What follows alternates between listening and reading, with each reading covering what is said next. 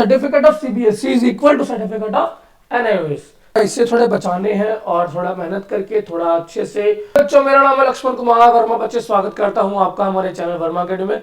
बच्चों आज की वीडियो इंपॉर्टेंट है, जरूरी है, ध्यान से देखिएगा।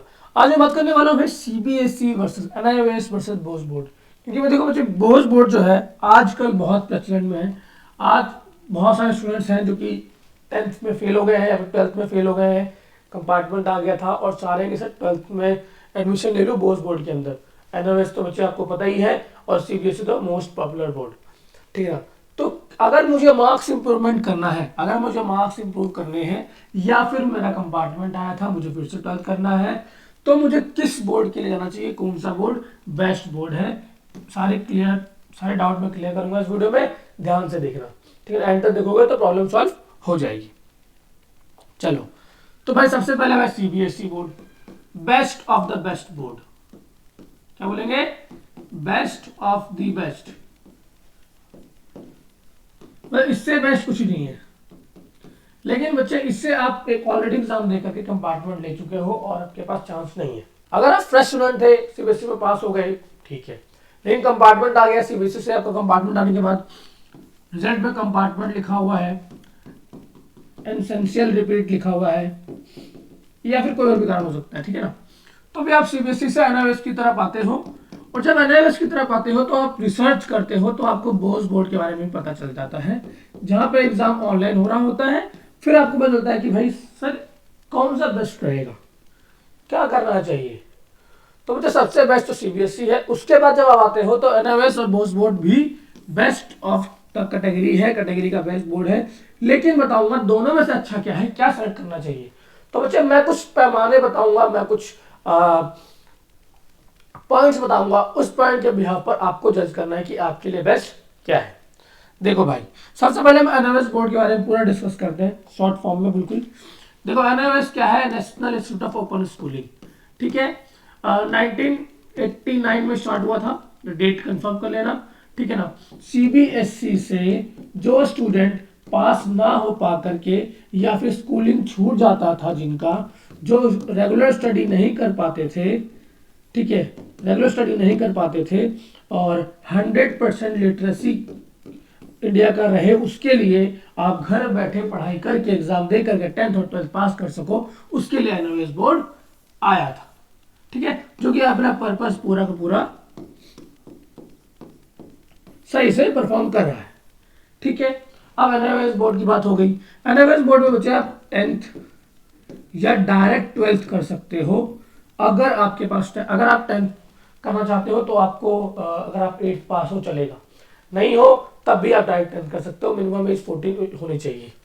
12th करने के लिए बच्चे मिनिमम आपको 10th करा होना चाहिए किसी भी स्ट्रीम से, किसी भी सब्जेक्ट के साथ। फिर आप यहाँ पे आके स्ट्रीम चेंज कर सकते हो। सीबीएसई में थे आर्ट्स लिया था, कॉमर्स लेना है, कॉमर्स में थे साइंस लेना है, साइंस में थे आर्ट्स में जाना है, ठीक है ना। तो आप एनआईओएस के अंदर बहुत आसानी से स्विच कर सकते हो, जो कि ये सीबीएसई के अंदर फ्लेक्सिबिलिटी नहीं है, ठीक है ना। तो एनआईओएस के बारे में ही कहानी हो गई। और क्या भाई एनआईओएस के बारे में, तो मुझे एनआईओएस की जो फीस है भाई, सबसे पहले बात करते हैं एनआईओएस का सेंटर।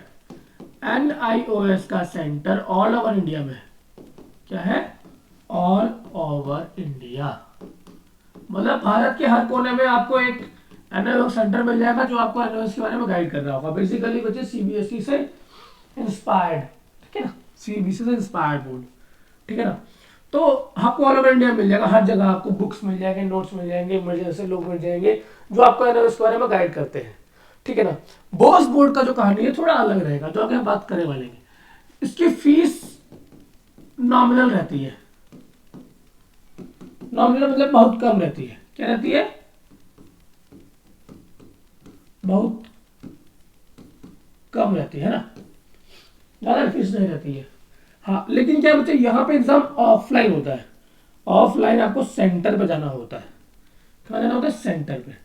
अब सेंटर वो आपका सरकारी स्कूल हो सकता है, जो आपका गवर्नमेंट स्कूल है वो हो सकता है, आपका केवी स्कूल हो सकता है, आपका नवोदय स्कूल हो सकता है, नवोदय, या फिर कोई भी प्राइवेट स्कूल जो कि हो सकता है जो आपके घर के नियर बाई है। मतलब नेक्स्ट टू, आप जहाँ रहते हो वहाँ के नेक्स्ट टू गली में जो भी आपका स्कूल होगा वो मैक्सिमम टू मैक्सिमम केस के अंदर आपका एनओएस से एफिलेटेड होगा, तो वहाँ पे आपका एग्जाम हो जाएगा। तो आपको कहीं ट्रैवल नहीं करना पड़ेगा एनओएस बोर्ड के लिए, आपको गाइडेंस मिल जाएगा, आपको बहुत सारा स्टडी मटेरियल और बहुत कुछ मिल जाएगा, एंड फीस भी कम है, ठीक है। लेकिन बच्चे यहाँ पे आपको स्टडी जो है रेगुलर मतलब करनी पड़ेगी, लाइक आपको स्कूल रेगुलर नहीं जाना चाहिए, आपको नहीं जाना पड़ता है आपको, लेकिन बच्चे आपको जो स्टडी है वो रेगुलर करनी पड़ेगी, क्योंकि अगर 12th का एग्जाम दे रहे हो तो फिर आपको 12th का सिलेबस पता हो तब तो आप 12th पढ़ पाओ, फिर आपको एक्स्ट्रा क्लासेस ज्वाइन करो, ट्यूशन ज्वाइन करो, या फिर ऑनलाइन ज्वाइन करो, इसकी हमारी क्लास ज्वाइन कर सकते हो, या फिर आपको सेल्फ स्टडी करना पड़ेगा, ठीक है ना। तो ये पूरी कहानी होगी एनओएस बोर्ड की। तो जस्ट सिमिलर है सीबीएसई की तरह। तो अगर मैं CBSE is equal to NIOS लिख दूं तो मतलब इसका कोई ज्यादा फर्क पड़ेगा नहीं, मतलब certificate of CBSE is equal to certificate of NIOS. तो अगर आप फॉर एग्जांपल कोई बच्चा है जो कि 12th में फेल हो गया था, अब एनआईओएस में आता है, एग्जाम देता है और 75% स्कोर कर लेता है, तो जेई और नीट के लिए एलिजिबल हो जाता है, जस्ट लाइक सीबीएसई का स्टूडेंट। तो उसको फ्यूचर में कभी भी कोई दिक्कत नहीं आएगी। और बच्चों को डाउट रहता है कि सर सीबीएसई से पास आउट कर लूंगा तो कहीं सर ये तो इसकी मान्यता नहीं रहेगी, इसकी कोई वैल्यू नहीं रहेगी, तो बिल्कुल ऐसा कुछ भी नहीं होता है, ठीक है ना। तो मतलब जस्ट लाइक अ सीबीएसई एनआईओएस बोर्ड ये है। तो मतलब एनआईओएस बहुत इजी कर देता है प्रोसेस को, बहुत आसान कर देता है प्रोसेस को। अगर बच्चा इंजीनियरिंग पहले सोचता है कि सर मैं इंजीनियरिंग करूंगा, पीसीएम लेता है, बाद में पीसीबी लेकर के एग्जाम दे सकता है। लाइक कोई स्टूडेंट है पीसीएम वाला, ठीक है, और वो चाहता है सर नहीं मुझे ना बायोलॉजी भी कर लेना है, जिससे करके मैं अपना नीट का एग्जाम देके के डॉक्टर बनने का एक और रास्ता ओपन कर सकूँ अपने लिए, है ना। तो ऐसा चाहता है तो एनआईओएस उसके लिए बेस्ट है। सीबीएसई के अंदर टफ रहेगा, उसके लिए टफ रहेगा, हो ही नहीं पाएगा, लेकिन एनआईओएस कर सकता है उसके लिए, ठीक है। तो एनआईओएस के बच्चे बारे में थोड़ी बहुत जानकारी मिल गई आपको। अब हम बात करते हैं बोस बोर्ड के बारे में। तो भाई बोस बोर्ड क्या है? तो भाई बोस बोर्ड की शुरुआत बच्चे हुई है 2020 में, ठीक है। ऑनलाइन एग्जाम होता है, ठीक है। यहां भी सेंटर पे आपको जाना पड़ सकता है, प्रैक्टिकल भी होता है भाई, बहुत बच्चों को डाउट होता है प्रैक्टिकल नहीं होता है। प्रैक्टिकल होता है, प्रैक्टिकल सिर्फ सेंटर पे होगा, ठीक है। एग्जाम ऑनलाइन होगा, मतलब 10th और 12th यहां से भी कर सकते हो। जो इसका सिलेबस है, सिलेबस जो है किससे इंस्पायर्ड है? तो एनआईओएस से इंस्पायर्ड है। तो इसके लिए कोई अलग से बुक नहीं है, इस बोर्ड के लिए अलग से कोई बुक नहीं है, वो एनआईओएस का सिलेबस है, आपको वहां से एक्सेस करना पड़ेगा, ठीक है। एडमिशन कैसे ले सकते हैं? तो सारा प्रोसेस ऑनलाइन है, एनआईओएस की एडमिशन भी ऑनलाइन प्रोसेस है, यहाँ भी प्रोसेस ऑनलाइन रहता है, ठीक है। फीस का क्या रहता है भाई? तो बच्चे यहाँ फीस थोड़ी ज्यादा रहती है, फीस थोड़ी क्या बहुत ज्यादा होती है, थोड़ी ज्यादा। अब कितनी ज्यादा भाई मैं समझाता हूं आपको। अगर एनआईओएस की जो फीस है उसको मैं 5 से मल्टीप्लाई कर दूं, नहीं अपन इसको 8 से मल्टीप्लाई कर दें या 10 से मल्टीप्लाई कर दो, तो इज इक्वल टू आता है बोस की फीस। तो सर कितना फीस है भाई? तो बच्चे आपको बोस में एडमिशन लेने के लिए हो सकता है फीस आपको देनी पड़ जाए, फीस जो है आपको 10th वालों के लिए आपको देनी पड़ जाए 17,000 से 18,000 रुपए की बात कर रहा हूं, ठीक है, रुपीस, ठीक। और पूरा 5 सब्जेक्ट है बच्चों, ये 5 सब्जेक्ट की कहानी है। अगर आप सब्जेक्ट इंक्रीज करोगे फिर फीस भी बढ़ेगा आपका, ठीक है। और अगर 12th की फीस की बात करूं स्टूडेंट, तो हाँ स्टूडेंट 10th की फीस 17 से 18,000 रुपीज तक हो सकती है, और 12th की फीस बच्चे वही आपकी 20,000 तक जा सकती है। और ये गवर्नमेंट फीस की बात कर रहा हूं जो कि बोस बोर्ड आपसे चार्ज करता है, ठीक है ना, एग्जामिनेशन फीस के लिए और एंड सो यहाँ पे पूरा फीस स्ट्रक्चर दिखा रहा हूं मैं आपको, देख लो, ठीक है। तो ये फीस रहता है। तो भाई बोस बोर्ड से एनआईओएस बोर्ड से काफी फीस एक्स्ट्रा होता है। हाँ यहाँ पे आपको है कि आप ऑनलाइन एग्जाम देते हो, क्या मोटर पे एग्जाम देते हो, लेकिन अब बच्चे सेंटर पे जाना पड़ेगा एग्जाम के लिए, ठीक है। एडमिशन लेने का प्रोसेस थोड़ा इजी है एज कम्पेयर टू एनआईओएस। अगर आपको एनआईओएस में एडमिशन लेना है, चाहे बोस बोर्ड में एडमिशन लेना है, तो नंबर आपको डिस्क्रिप्शन बॉक्स में मिल जाएगा, एडमिशन लेने के लिए कॉल कर लेना, इजीली हो जाएगा। और पता है ये वीडियो इससे लेके आया बच्चे, अभी एनआईओएस का एडमिशन ओपन है, ठीक है, बोस बोर्ड का एडमिशन ओपन है, और सीबीएसई के एग्जाम चल रहे हैं, तो तीनों ही बोर्ड के एडमिशन ओपन है। लाइक मतलब बच्चे बोर्ड तो अराउंड इंडिया में 70 होंगे, state board, UP board, Bihar board, Jammu board, Rajasthan board, Maharashtra board, south में जितने भी स्टेट्स हैं, तमिलनाडु बोर्ड, केरला बोर्ड, तो ऐसे बहुत सारे बोर्ड्स हैं ना।